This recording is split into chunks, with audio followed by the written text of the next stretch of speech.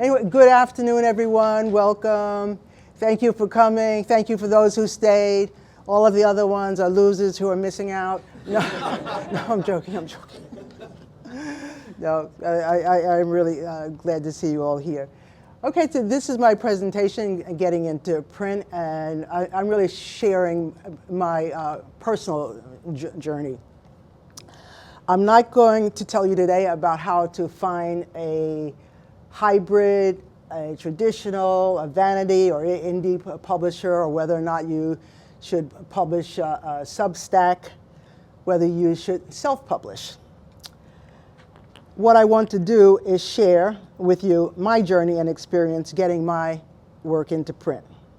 For some of you, it may prove to be a cautionary tale.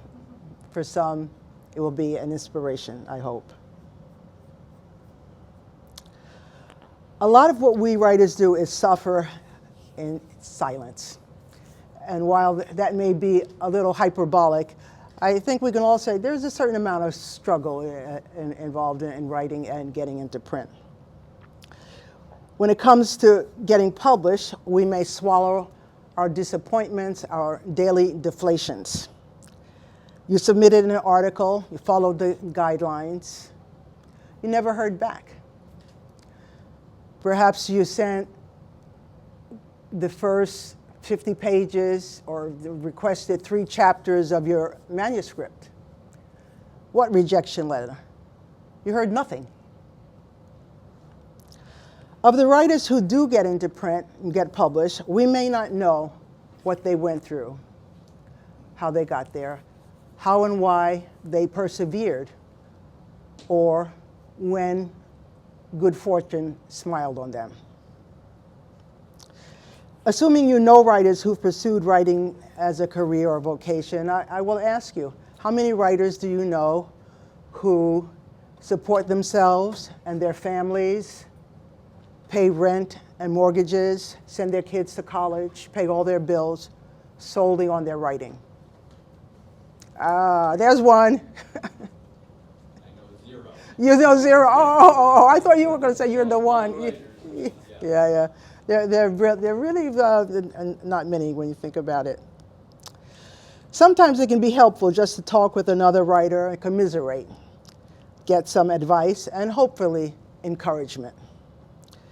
And that person may also be the one who will help us adjust our expectations about getting into print. Briefly, just very briefly about me. I'm American. I grew up and was raised in New York City, and I left the United States for the first time when I was 19 years old. And yes, that was 100 years ago. In 1974, my husband was invited to study in Japan, and we traveled here overland, driving from Europe to Asia with our 5-year-old daughter. After my husband's 1 year of study was completed, we decided to stay a little longer, and that was 49 years ago. I have 4 adult children, 11 grandchildren, and I live in rural Shizuoka Prefecture. The rest of my story is in my memoir. I'll start with the premise that if you didn't want people to read your work, but you want to write, you'd be writing in your diary. And so my subject and focus today is about getting into print, getting your writing in front of readers. And not every desire to get into print is about publishing a book. Perhaps you know, I certainly know many writers who have flourishing and creative careers writing essays and articles.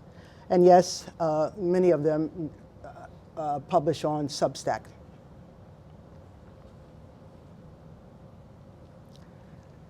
In the late 70s, I was still new in Japan, absorbing the culture, observing everything, and full of opinions. And I had a lot to say about the place where we lived. It was at Futokoroyama in Shizuoka Prefecture. We lived in an old farmhouse. We had exactly 3 neighbors no running hot water, and no flushing toilet. That's all the details on that you need. I wanted to share my experience and perspectives in writing, but I had no connections. I had no way of getting the articles and essays I was writing into print. But I went on writing, not knowing if my writing would ever see the light of day. My husband, who's a professor, was often asked to submit articles or essays to publications and journals, something he had no interest in doing. And he would often say, ask my wife. Nobody did.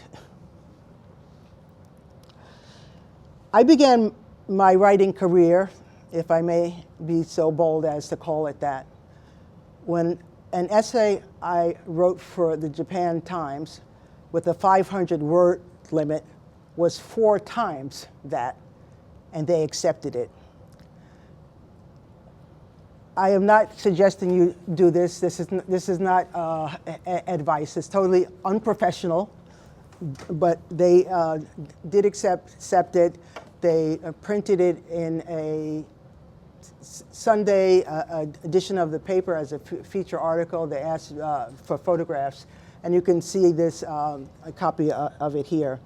A friend of mine cut it out at the time, pasted it on cardboard and covered it with cellophane and kept it in her family's kura. And she presented this to me a few years ago. The managing editor at the time at the Japan Times, Gyo Hani, really liked my writing, and he encouraged me to submit more articles. But I had young children at the time, and writing just was not a priority. So I can say, even though his encouragement was, of course, a golden opportunity, it was an opportunity I let pass me by.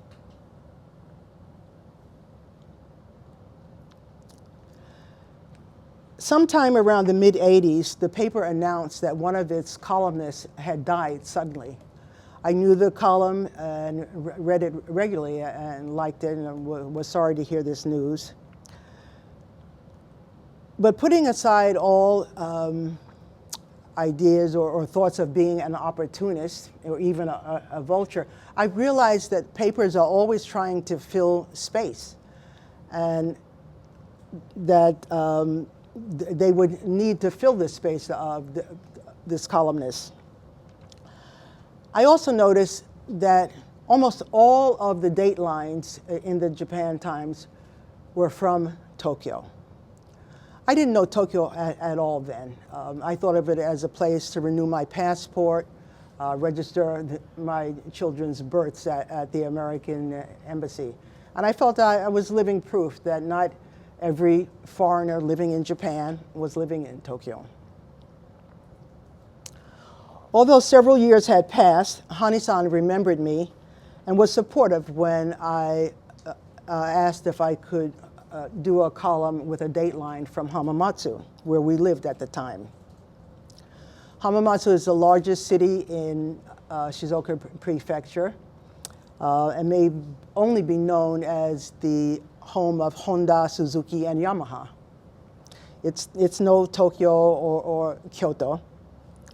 But I was confident I could find enough to write about that would interest other people. And I thought if every person has a story, then so does every place. My column, titled Hamamatsu Highlights, covered people, places, and events in the city. And uncovering those people, places, and events and getting information was my challenge. Writing about historical facts, I had to rely on Japanese texts. And at a time before the internet and when there was very little information available in English. I wrote about traditional kimono dyers, contemporary artists, a troupe of dancers coming from India, a private English library, the local flower park, notable architecture. This column ran bi-monthly for 6 years.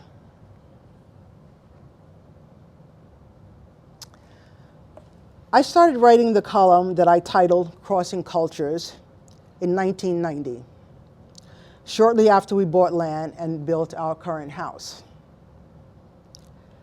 Having made that commitment, I realized there were few foreign families, I didn't happen to know any, who were settled quite as firmly as we were. As an American couple raising a family in rural Japan, we were a rarity. And of course, this is 50 years ago. I would not say we're rare now. I actually don't have any idea, but still where I live, there are no other foreign families. I suggested to my editor at the Japan Times that readers might be interested to read about life in Japan from the experience and perspective of an American woman participating in society here at every level. Not particularly enthusiastic, she responded dryly, "Show me something." That something was my first Crossing Cultures column that you see here, dated November 8th, 1990. Having regular columns was a great gift for me. Yes, I had to meet deadlines, but I no longer had to hustle to get my writing into print. Anything I wrote was published and appeared in the Japan Times the second and third Thursday of every month.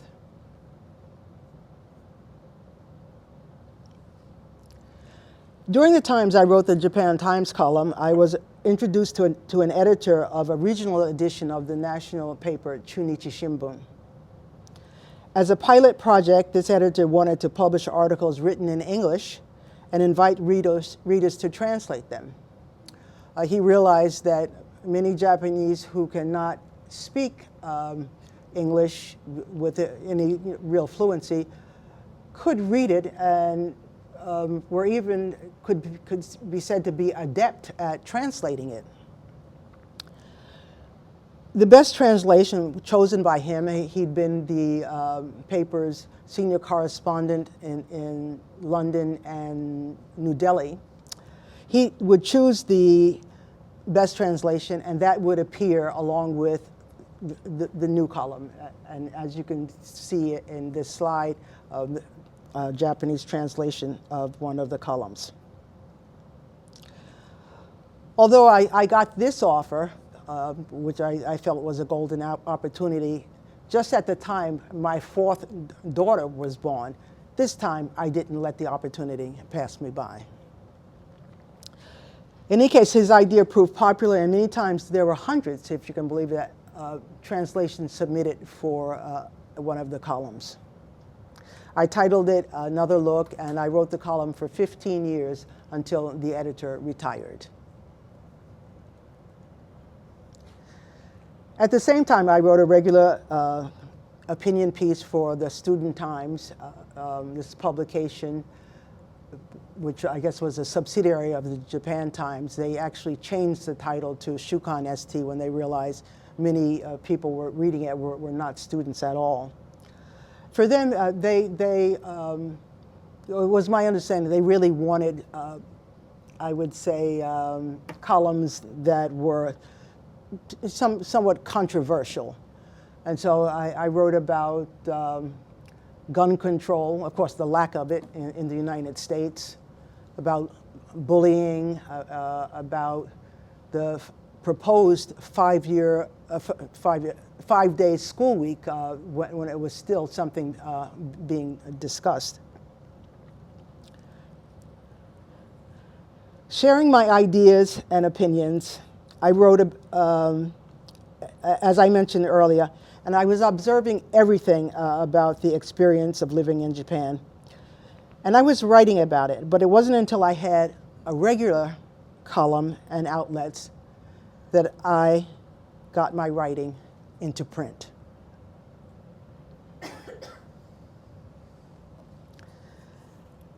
At about the 3-year point of writing my Japan Times column, I thought it would be a good time to publish a collection. The Japan Times had its own publishing arm, and I approached them with the idea to publish a collection. They turned me down flat. I don't recall exactly what they said, but I do recall that it had something to do with money, and that there was no money in collections.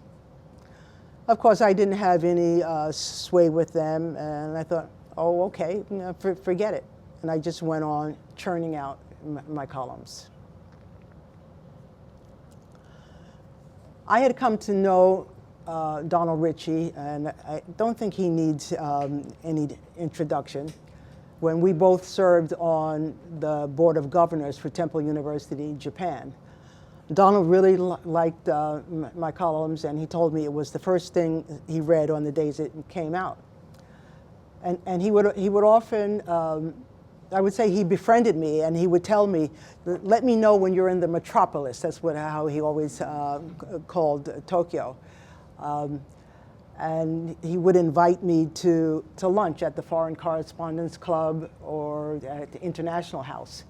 And coming from the provinces, I absolutely love this. I mean, it was a cosmopolitan experience, but also to be able to sit down and talk with someone like Donald Ritchie, was not just a literary light, but who had, lived and been so much a part of the culture of Japan for so many years and knew so much about this country. Anyway, on one of these times when we were having lunch, he said, so Karen, tell me when it's your collection coming out, assuming I had a book in the works. And I had to tell him, unfortunately, no, there won't be any collection. And he said, surely you will, I don't know, select the columns and publish them. And I told them that I had approached the Japan Times publishing, and that they said, no way. And Donald said, and I think I can quote him, you tell Ueda-san, naming a person in the publishing department, that I said I urge him to publish your collection. I telephoned this Ueda-san and said exactly what Donald said. Within a week, and this is no exaggeration, they were back to me with a publishing schedule. So that's why I say, sometimes it is who you know. Really, it can make a difference. If I didn't happen to know Donald, I would have just dropped it. I had no connections myself, but he could just turn it around like that. Just as an aside, after the collection came out, I was invited by Japan American Society to do a book tour of the United States, and this was something that had to be sponsored. And Ogasawara Toshiaki-san, who was then the owner and publisher of the Japan Times, enthusiastically underwrote the tour, which took me to Hawaii, Los Angeles, San Francisco, Portland, Oregon, Santa Fe, New Mexico, Boston, New York, Washington, D.C., maybe a couple of other places. And before I left on tour, Ogasawara-san invited me to have a sushi lunch with him in his private dining room at the Japan Times offices. I can say he was someone who was both kind and generous.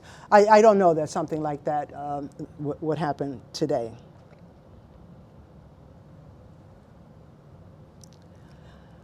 Around this time, home is at Washington time. Around this time, I decided to write my memoir. I've had a somewhat less than conventional life, and I knew I had a story, which again, you can read in my memoir, which has now won 3 literary awards. I had about 5 sample chapters, and I presented it to Kodansha International. They're now defunct, so I can name names. They loved it. They invited me up to Tokyo at least 3 times, and I got the wine and dine treatment.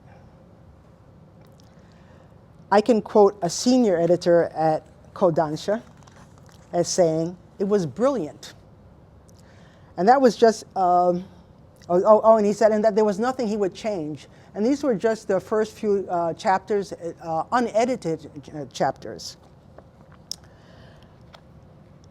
I'm going to read you from his fax. This how long ago it was. You young people, you probably don't even know there's a thing called fax, but there it was. But he sent this. Myths and legends. Yeah, legends. You can see it's handwritten. And he says, "It is excellent, both the statement of intent and the dramatic opening chapters. 2 editions, English and Japanese, are the way to go with this." Later we had a telephone conversation, and he said, "Karen, it is absolutely brilliant. The other editors have read it, and they're all raving." You can be sure I thought it was in the bag and that I would soon have, if not a bestseller, a book contract, and my memoir would soon be in print.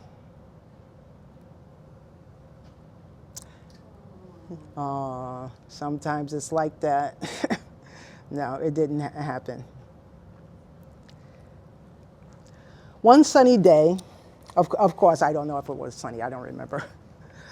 I received a letter from this editor, and the first line is, "This is a difficult letter to write." That shows the facts in the letter, and this was my response to the editor. But here's the actual letter, and I'm just going to read you part of it. "Dear Karen, this is a difficult letter to write. The translator I asked to do the sample chapters with a view to translating the whole book eventually turned me down, claiming that her experience of the Japanese family differed too much from yours to proceed, and that yours was too rosy a view of Japan to be true."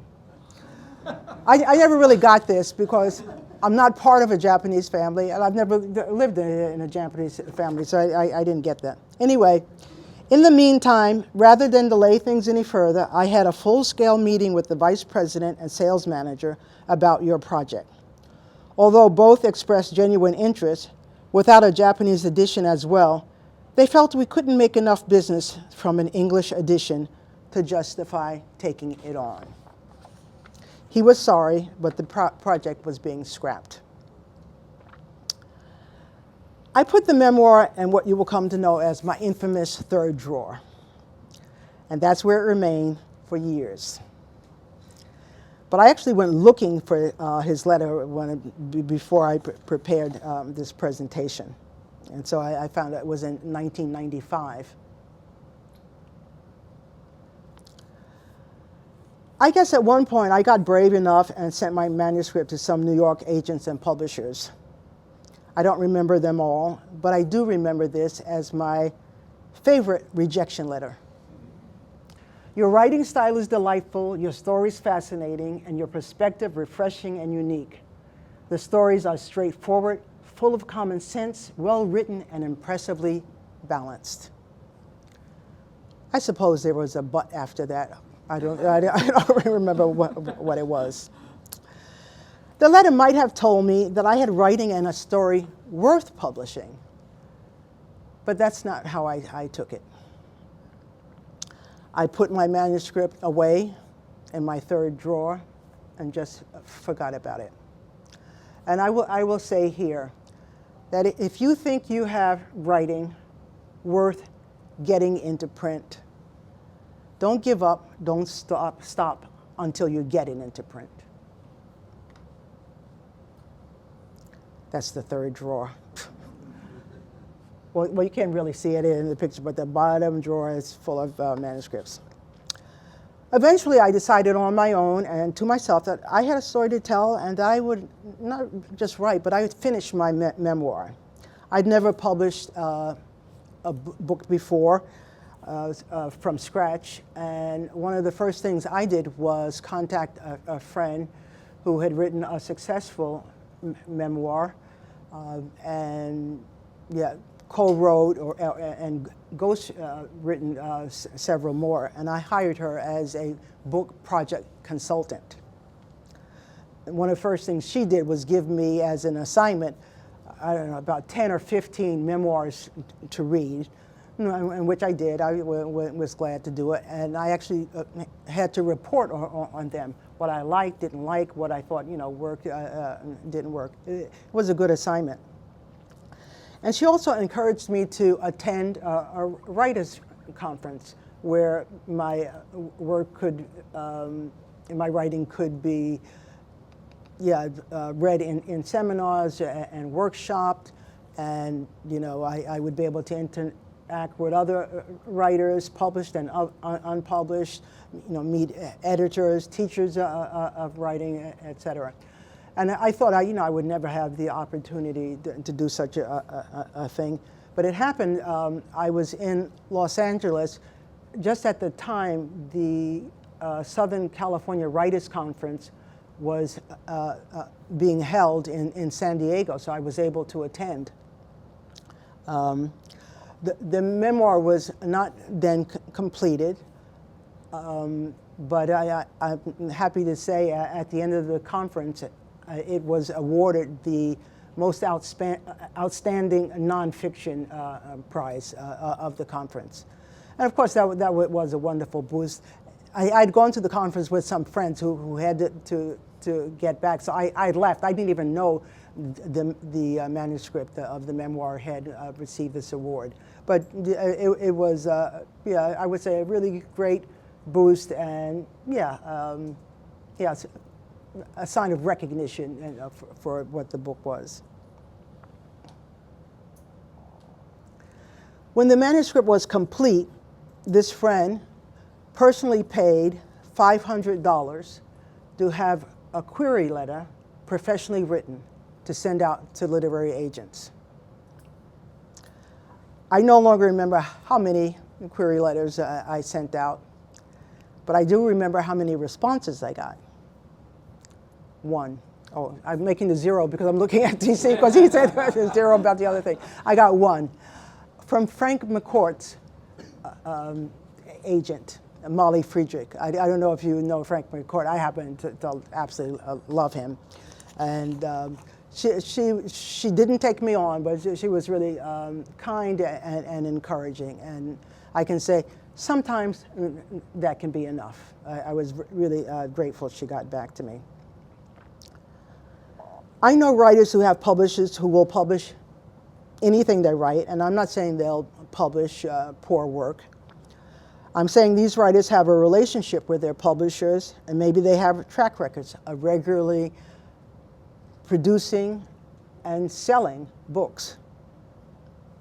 Perhaps they have contracts where they're expected to produce a certain number of books within a certain number of time. I don't know the details of their publishing arrangements. But I know they do not have to go begging every time they finish a book. Maybe if I'd hung in there, I would have eventually found a publisher. I don't know. But I didn't. I never found a publisher. But let me make this clear. I'm not impatient. I'm old. And I just did not want to get on a publisher's schedule. I mean, even if I had found a publisher, I understand, and I realize, I wouldn't be something special, but it can easily take a year, 2 years before a book was actually released. Who knows if I would still be alive, but in any case. And that's why I decided to self-publish. This is the logo I use for my imprint. And that's also my calligraphy, by the way. It's Yume, dream. I made the decision to create my own imprint and thereby become an independent author. Yeah, I know there's no shame in self-publishing, of course, it's fine. But I think everyone will admit it still comes with a certain amount of stigma And it sometimes says, or telegraphs, my writing, my book, we're not good enough to get a publisher. Though I never believed that. But I just thought, I'm not, it's not playing part of the publishing game. There were other things I could do, and this is what I decided to do. Also, I will say here that I've often found that it's writers themselves who are the reasons self-publishing still gets a bad name, and I think that's because it can be done so poorly, so shoddily, and hopefully people will pay more attention when they are self-publishing.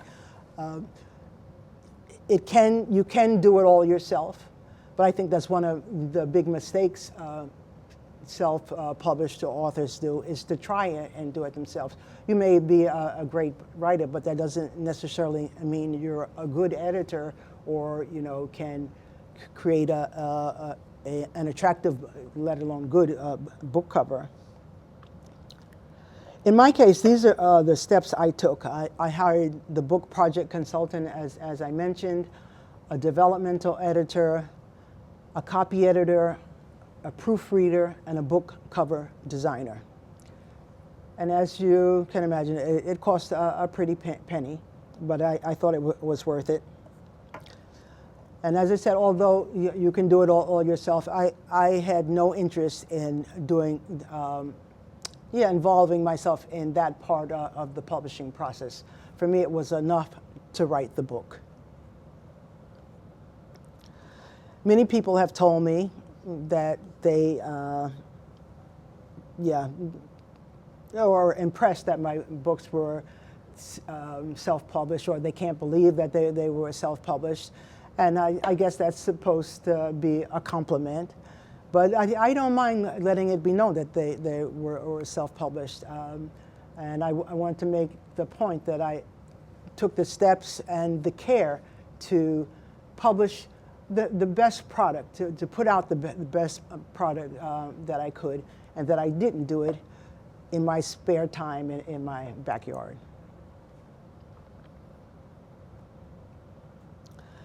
As you all know, now getting into print does not mean getting on paper always. And now I'm very grateful to be publishing online, and okage-sama, David introduced me to DC, who was the editor of Japonica, and I often publish there now, and I feel I've actually found a home on this Medium site, which has hundreds of thousands. I don't know how many other publications are there or how many people are publishing, but I really enjoy doing it. This is just a sample of some of my articles there. And I also write for the Writing Cooperative.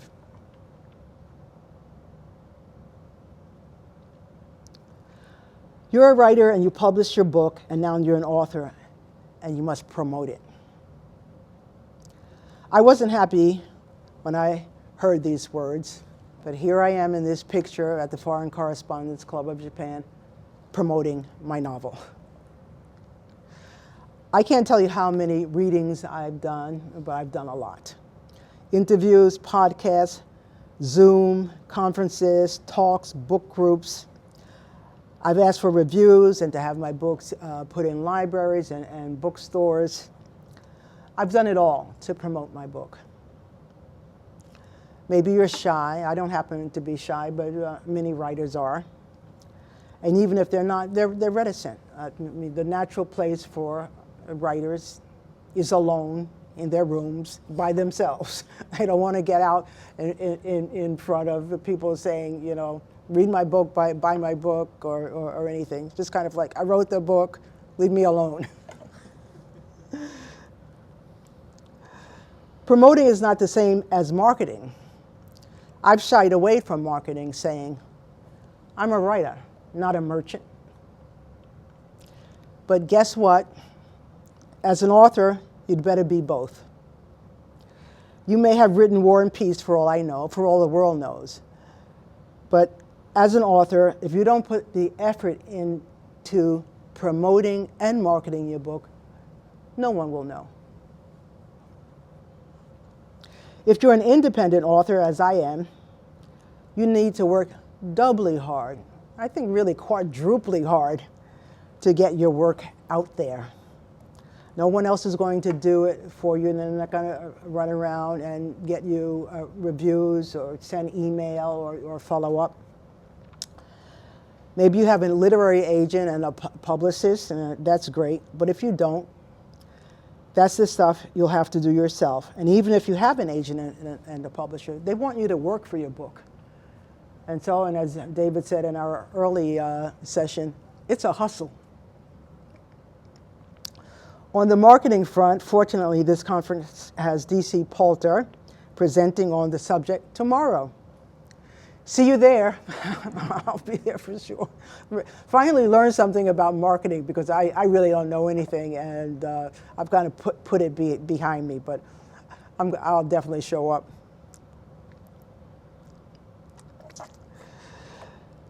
And for my last statement, I will just tell you, I've been ignored, overlooked, and faced hostility. I've had my name printed wrong numerous times. Very often it's Karen, what did they say? Anton Hill or something. I mean, I can't tell you how many times that's happened. The worst for me was when a review of my novel was printed in a publication, and the photo, the space where this publication normally has a photograph of the author, which would have been me, they had a photograph of an Asian woman. And I say Asian because she definitely wasn't Japanese in the place. I can tell you I was absolutely incensed, really incensed. And I mean, one, that person, whoever that person was not me. And two, the character in my novel, the main character, is Japanese. And that woman, given she was Asian, she was definitely not Japanese. Of course, this was something completely out of my control. A particular disappointment was when a prominent magazine told me that they would publish online and in print a feature article about my novel and review. They were going to interview me and do a profile, and it was going to appear in a holiday issue. They disappeared. That's all I can say. I don't know. I hear it's called ghosting or something. I don't know what they did, but it totally disappeared. And I was in touch with the senior editor, and believe me, I followed up. Right up into the time and the point where I felt I might lose my dignity and self-respect, and then I just dropped it. Finally, during the time I wrote for the Japan Times, many people would write to me, and this was at a time before email. They would send written letters, thanking me for the column, admiring it. And quite a few people wanted to write columns themselves, mainly focusing on their lives in Japan. And some were ready to do it, and some just felt like they didn't know where to begin. And after my memoir came out, people wrote me or approached me and said they too would like to write a memoir. And I can only encourage people who want to do it. I think it's just such a special experience to do something like that. But often their desire to do it would be followed up with them saying, I don't know if I really want to do it, write about my private life, and I don't know if I can be honest or tell the truth. And of course, with a memoir, if you don't tell the truth and you're not honest, what are you doing? What are you telling people? Do something else. And of course, these people I could encourage and say, there's a world of fiction open to you. You can make up a story. You don't have to, you can make up characters. You don't have to write about yourself. Over the years, and I would just say this finally, it's really been my pleasure to be able to offer either in encouragement, share resources, make introductions where I could, give contacts to anyone who approached me if I could do it. And I'm happy to say that I have been in touch with writers who, Japanese and foreign men and women of different nationalities who have gone on to write articles, columns, and books. They got their work into print. Thank you so much for listening. I appreciate it. Thank you. Thank you. Thank you. We have time for questions. Okay. You have 9 minutes. 9 minutes. Boom, let's do it. Okay. DC, okay. So I'm finishing up a novel. Had a couple novels published small press, and I can tell you why small press sucks. It's not a panacea.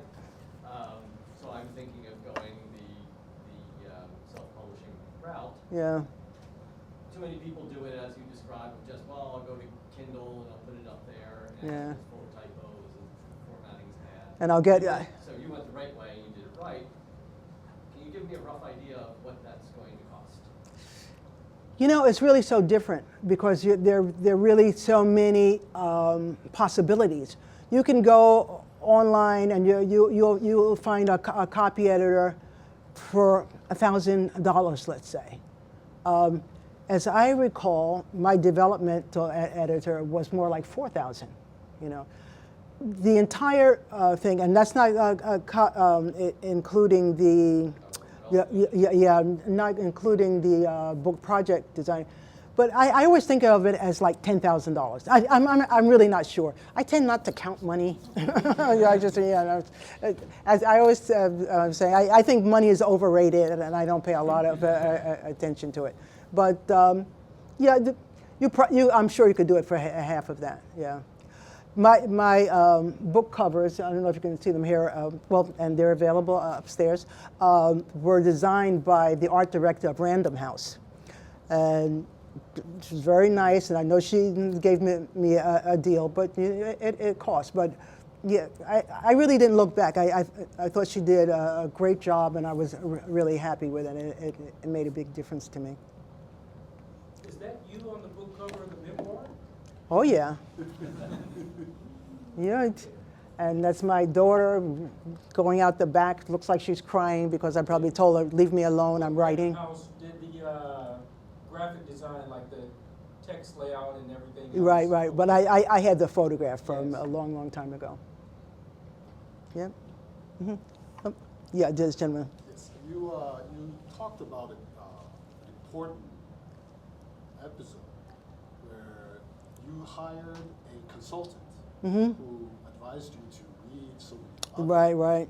And it feels like after that, the work, that piece got much, much better. Could you comment on what changed? Yeah, I think, that actually is a good point because, she gave me as an assignment, read these books, and I thought, I've already read a lot of memoirs. But of course, I never had to discuss them. So she was having me, really look at it, almost like examine the writing. And I felt I was able to do that. And one of the things that she told me in the beginning was, you have to ask yourself when you write a memoir, what's in it for the reader? And I thought, what the hell? I'm writing my story. I'm doing my thing, whatever. I didn't even think about it. It never occurred to me about the reader. But it really changed the way I saw it and almost what the expectation of the writing was and how I was going to present it. Because it wasn't just for me or my family or my kids or whatever. It was for a reading public, people I didn't know. Yeah. So yeah, that really changed it a lot. It was good advice. I'm sorry, he was first. Yeah. You said your books have won awards. How did the award system work, and how did that change your books, your publishing? Right. Yeah, I wish I could say, yeah, you won an award. I mean, it's not the Nobel Prize or even a Pulitzer or whatever. But, you know, it's the memoir that's won 3 awards. You know, I submitted to, you know, awards, you know, what do you call them? You know, yeah. I submitted to book awards. And, yeah, you know, sometimes you would get a mention or whatever, and yeah, you know, and you have to pay something. And I was always trying to choose ones that didn't cost too much, because if you have a publisher, they'll submit and they'll pay the fees. I had to pay it myself, and yeah, I'm not poor, but yeah. I live on a pension, so what can I say? You know, I don't want to be putting out money for something like that. But yeah, the memoir did win some awards, and the best one was the grand prize from the Memoir Prize for Books. It was a cash award. And I can tell you, the morning when I woke up, looked and saw that, you know, Karen, your book has been chosen for the grand prize, and we're sending a check. It's in the mail. And I said, yes. Yeah, it was really happy for that. Yeah. And did that excel sales of the book? I told you I don't pay much attention to money. Maybe you could ask my husband, you know, or whatever. You know, maybe it did. You know, I honestly don't know. Yeah. Mm-hmm. Did, this is really devil's advocate. So just say, no, I'm not going to answer that if you feel that way. But did writing your memoir cause any sort of friction with your husband? Or? No. And as I told you, I have 4 adult children. My husband and my children were able to read the manuscript before it was in print. And I can tell you, anything that they didn't like or objected to, I would have taken out. You know, it would not matter to me that, you know, about the book more than what my family felt. But they didn't object to anything. But that's certainly something, you know, writers of memoirs have to take in. My parents have passed away, so you know, there was no consideration there, and my siblings. But of my family now, I would definitely not have published anything. Yeah, that they felt embarrassed them or insulted them, or they didn't want other people to know. Yeah. And I'm sorry. No. Yeah, you're probably thinking about writing a memoir. I have done. So, okay, and great. It wasn't until after I showed it to my wife, you know, and a couple of times read it to her even, and got total approval and all that. But then afterwards, when people would come and say, that part in the book where you do this or that, whatever, she said, oh, I feel like my privacy has been taken. Oh, yeah. And I was just wondering if your husband. No. But she's a very private person. I didn't. Yeah, actually, my husband pretty private too. I mean, he would never write a memoir, for example. But you know, he read it. He knows every word in it. But he didn't object to anything. I did. Yeah, I mean, I wasn't writing salaciously or whatever. You know, I always say about a memoir, be honest, be open. You know, tell the truth. But there's no need for you to invite people into your bedroom. You know, I don't think, of course, there are many memoirs published like that. It's not the stuff I read, but anyway, yeah. Madeline, okay. Yeah. Well, just reading other memoir, did it help you? Or because one publisher told me, never read other. You have your style, you write your style, and don't get influenced by anyone. I absolutely believe that too. And it's one of the reasons I read so seldom now. But anyway, and I think that's important. But I think with this assignment that the consultant gave me, it was to see what is out there. And I was glad I did it, because one of the first things I felt was a lot of memoirs are self-indulgent almost. And I just think, what are you writing? What are you telling me? You know. I'm not getting anything from that, and it's like maybe you should, you know, talk with your psychiatrist about this problem. But yeah, yeah, it's not so interesting in a book. Yeah. Let's get you. I guess final question. As you say, money is not that important in writing. Oh, no, I did not say that. Okay, we already, I did not say that, yeah. I'm sorry for misquoting you. Yeah. For me personally, I like the prestige that comes with being a writer. Mm. But with that being said, Mm-hmm. money always matters. How much did the Japan Times pay you when you first became a columnist? It was so ridiculous. I can't even tell you. I don't even remember the exact amounts, but I wrote for them for over 15 years, 20 years. I can't remember. I made so little that when I quit, and I quit, I wasn't fired, and I started working in consulting for major financial organizations, mostly in Tokyo, but also in Kobe. No exaggeration, I made more money in 1 month, in my first month of consulting, than I did in an entire year of spilling my blood for the Japan Times, And then, I went on to, and I had quite a few big clients, and I was, I really made good money. And at one point I said to my husband, how'd you let me get away with that for so many years, writing for the Japan Times and, and Chunichi Shimbun, I wasn't like bringing in money. And he said, well, you weren't interested in money, and you really, liked what you were doing. So I just, I thought, I left it. But I think you did the right thing. well, I hope so. Yeah, I loved it when I was doing the column, but there was no money in it. Maybe some writers, I don't know, fancy or well-known people make a lot of money. I didn't, at all. Good. 302. Okay, thank you. Thank you all. Yeah.